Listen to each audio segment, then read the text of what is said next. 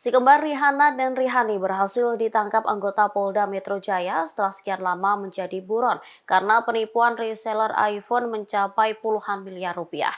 Keduanya ditangkap di apartemen di kawasan Tangerang Selatan, Banten pada Selasa 4 Juli 2023. Saat ditangkap, Rihanna dan Rihani terlihat santai dan tertawa.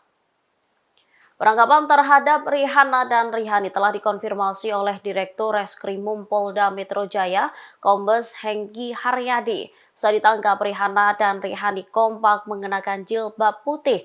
Sebelum dibawa ke Polda Metro Jaya, keduanya sempat diinterogasi. Rihanna dan Rihani terlihat santai, bahkan sempat tertawa kala menjawab pertanyaan dari polisi. Banyak yang mengira bahwa selama ini mereka bersembunyi di Bali. Ia lantas menertawakan informasi yang salah itu. Pihak kepolisian lantas bertanya bagaimana si kembar mencari makan sehari-hari. Untuk mencari makan, mereka mengaku berbelanja di supermarket bawah.